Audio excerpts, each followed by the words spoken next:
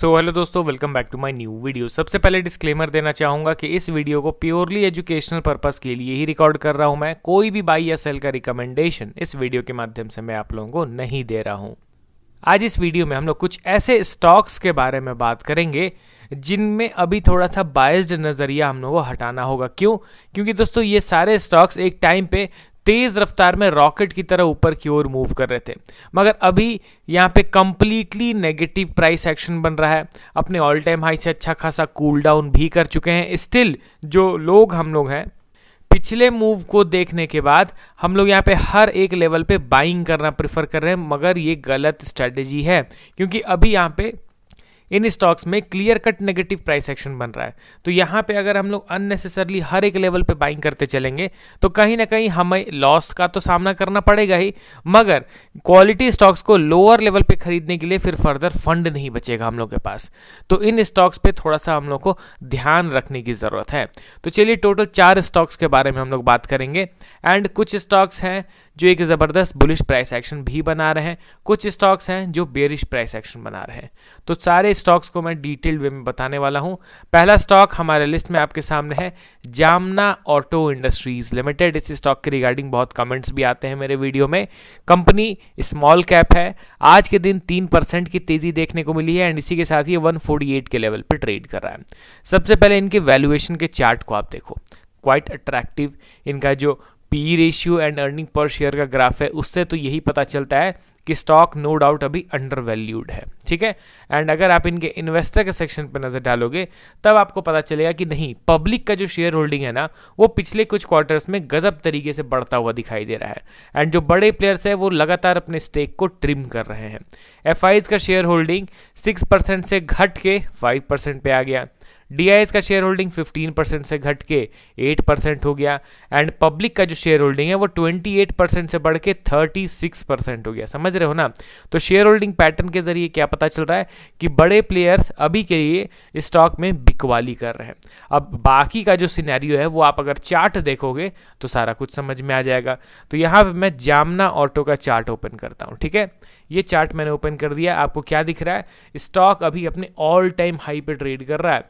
बहुत कम स्टॉक्स आपको अभी के टाइम पे ऐसे मिलेंगे जो अंडर वैल्यूड भी हो एंड इस अनसर्टेन मार्केट में अपने पीक लेवल पे भी ट्रेड कर रहे हो। समझ रहे हो ना? क्योंकि अभी मोस्ट ऑफ द स्टॉक्स तो अभी अपने सपोर्ट लेवल को ब्रेक कर रहे हैं एंड वहाँ पे ये गजब का स्ट्रेंथ दिखा रहा है।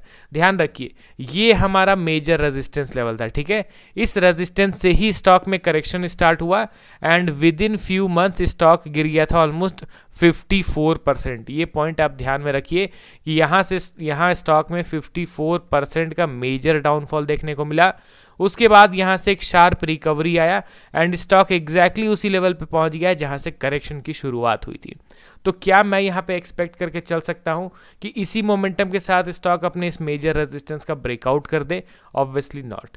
जिस तरीके से मेजॉरिटी स्टेक्स मूव करते हैं, मेजॉरिटी स्टॉक्स मूव करते हैं, उसके हिसाब से अगर मैं प्राइस एक्शन आपको एक्सप्लेन करूँ तो ऐसा शार्प मोमेंटम के साथ मैं ब्रेकआउट नहीं एक्सपेक्ट कर पाऊंगा। यहाँ पे कंसोलिडेशन रिक्वायर्ड है एंड मे बी इस कंसोलिडेशन के बाद स्टॉक गिर भी सकता है नीचे या फिर फर्दर ब्रेकआउट करेगा। तो अभी हम लोगों को किस तरीके से डील करना है उसके अकॉर्डिंगली मैंने आपको मेजर ओवरव्यू स्टॉक का बता दिया, ठीक है। अल्टीमेटली यहाँ पे अब हमें न्यूट्रल रहना है, ठीक है। अगर इन केस इसी मोमेंटम में स्टॉक ऊपर भी जाता है तो मैं इसको बाइंग करना प्रेफर नहीं करूँगा। अगला स्टॉक बैंकिंग सेक्टर से बिलोंग करता है। स्टॉक का नाम है बंधन बैंक लिमिटेड। अब करेंटली ये स्टॉक 186 के लेवल पे ट्रेड कर रहा है एंड देखिए दोस्तों, ये कंपनी के बारे में तो सभी को पता ही है। अभी के टाइम पे ना स्टॉक में गजब का स्ट्रेंथ बिल्डअप हो रहा है। नो डाउट अपने ये रीसेंट हाई से तो अच्छा खासा रीसेंट लो से तो अच्छा खासा ऊपर की ओर मूव किया है, मगर चार्ट पैटर्न आप देखोगे तब आपको पता चलेगा कि पिक्चर यहाँ पे कुछ और ही है। यहाँ पे वीकली टाइम फ्रेम में आप देखो, आपको क्या दिख रहा है? कंटिन्यूअस 4 वीक से स्टॉक में बाइंग हो रहा है। अगर मैं रीसेंट लो से इसको मेजर करूं तो स्टॉक ऑलमोस्ट 40% रिकवर कर गया है एंड जिस हिसाब से ये स्टॉक ऑल टाइम हाई से नीचे गिर रहा था, ये रिकवरी नॉर्मल है। यहाँ पे मैं चार्ट को जूम आउट करूंगा तो आपको क्या दिख रहा है कि हर बीच बीच में कई बार हम लोगों को ज़बरदस्त बाइंग स्पाइक मिला है। जैसे कि यहाँ पे आप देखिए, स्टॉक 178% ऊपर की ओर मूव किया था, एट द एंड रिजल्ट आपके सामने है, उसको भी सस्टेन नहीं कर पाया, नीचे गिर गया। तो ये जो बाइंग स्पाइक है ना, यहाँ पे आपको कई बार मिलेगा देखने को, तो इसलिए अभी के बाइंग स्पाइक में उतना ज़्यादा एक्साइटेड नहीं होना है। दूसरा चीज़ आप यहाँ पे ये देखिए कि स्टॉक देखिए कब तक इस तरीके से नीचे गिरेगा।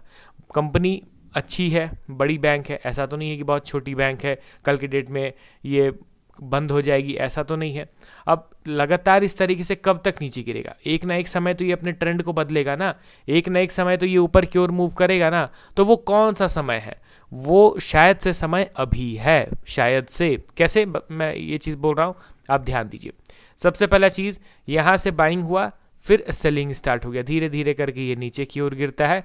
अब यहाँ से अगेन बाइंग हुआ, फिर नीचे गिरा, फिर अगेन बाइंग हुआ। शॉर्टर टाइम फ्रेम में एक तरीके से देखा जाए तो यहाँ पे एक डब्लू पैटर्न का क्रिएशन हो रहा है, जो दो चीज़ कर रहा है। पहला, अपने इस ट्रेंड लाइन का ब्रेकआउट भी कर रहा है, दूसरा अपने रीसेंट रेजिस्टेंस लेवल के पास भी पहुंच गया है।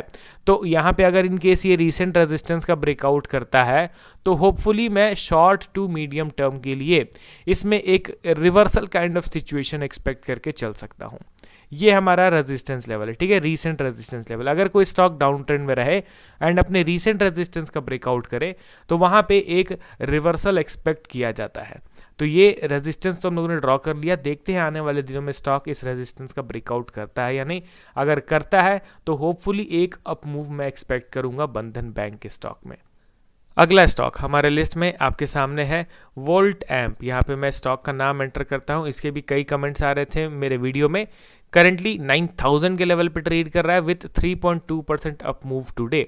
अब यहाँ पे आप इसको ध्यान से देखिए, इसके वैल्यूएशन के चार्ट को मैं ओपन करता हूँ। आपको क्या दिख रहा है कि वैल्यूएशन में थोड़ा सा करेक्शन हुआ है ऑल टाइम हाई से, क्योंकि पी रेशियो 45 पे था जो कि गिर के अभी करेंटली 25 पे आ चुका है। इन्वेस्टर के सेक्शन पे आप नज़र डालोगे तो शेयर होल्डिंग पैटर्न स्ट्रांग है, जिस हिसाब से इनका मार्केट कैप है ओनली 9000 करोड़, उस हिसाब से शेयर होल्डिंग पैटर्न डिसेंट है। मगर ये भी एडमिट करना होगा कि पिछले कुछ क्वार्टर्स में यहाँ पे पब्लिक का share holding little bit increase हुआ है। चलिए वो कोई बड़ा इशू नहीं है, फिर भी एफआईज एंड डीआईज का डिसेंट शेयर होल्डिंग है इस पर्टिकुलर स्टॉक में। अब टेक्निकली इसके चार्ट को मैं ओपन करता हूँ, क्योंकि कई लोगों ने इस स्टॉक को अपने पोर्टफोलियो में ऐड कर रखा है।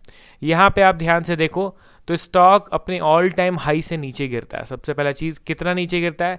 यहाँ पे स्टॉक गिरता है ऑलमोस्ट 60%। ओवर स्ट्रेच होने के बाद मतलब 2000 के भाव से 15000 तक स्टॉक चला जाता है। तो ऑब्वियसली एक ना एक समय करेक्शन होना था। करेक्शन हुआ, 50-60% नीचे गिरा, फिर इस पर्टिकुलर लेवल से शार्प बाइंग हुआ। चलिए हमने इस लेवल को मार्क कर लिया। फिर धीरे धीरे जैसे ही नीचे गिरा अगेन यहाँ से एक बाइंग हुआ। ये हमारा रेजिस्टेंस है, ध्यान रखिए 10,000 rupees. No doubt short term में ये स्टॉक बुलिश है, शॉर्ट टर्म में ये क्लियर कट एक स्ट्रेंथ का इंडिकेशन दे रहा है। मगर मैं प्रॉपर बुलिश ट्रेंड या फिर प्रॉपर अप ट्रेंड में कब कंसीडर करूंगा? जब ये 10,000 के लेवल को क्रॉस करेगा तब, ठीक है, क्योंकि रीसेंट में रेजिस्टेंस लेवल यही है, ठीक है। तो इस लेवल को आप मार्क करके चलिए। आने वाले समय में अगर कंसोलिडेट करके इसका ब्रेकआउट करता है तो होपफुली अप ट्रेंड की शुरुआत होगी एंड मैं न्यू ऑल टाइम हाई भी फिर एक्सपेक्ट करके चलूंगा। अगला और लास्ट स्टॉक हमारे लिस्ट में वेबसोल एनर्जी सिस्टम लिमिटेड। इस स्टॉक को ध्यान दीजिए, सिर्फ और सिर्फ मैंने इनको कमेंट सेक्शन से पिक किया है, ठीक है। तो मैं टेक्निकल ओवरव्यू आप लोगों को बता दे रहा हूँ कि स्टॉक अभी कंप्लीटली नेगेटिव है एंड अपने मेजर सपोर्ट को स्टॉक ने फाइनली ब्रेक डाउन कर दिया। एंड अगला सपोर्ट है इसका करंट मार्केट प्राइस, यानी करंटली जिस भाव पे ये ट्रेड कर रहा है ना, वो इसका करंट सपोर्ट लेवल है, ठीक है, एंड वो भी एक इंपॉर्टेंट सपोर्ट है। अब देखते हैं कि स्टॉक किस तरीके से बिहेव करता है। हालांकि अभी के लिए तो टेक्निकली ये टोटली कमज़ोर दिख रहा है, नेगेटिव दिख रहा है। तो चलिए अब मिलता हूँ कल नए वीडियोस के साथ। कमेंट करते जाइए, क्योंकि आपको भी पता है कि most of the stocks comment section से मैं पिक कर ही लेता हूँ। तो कमेंट कीजिए, मिलता हूँ नेक्स्ट वीडियो के साथ। Okay then, bye.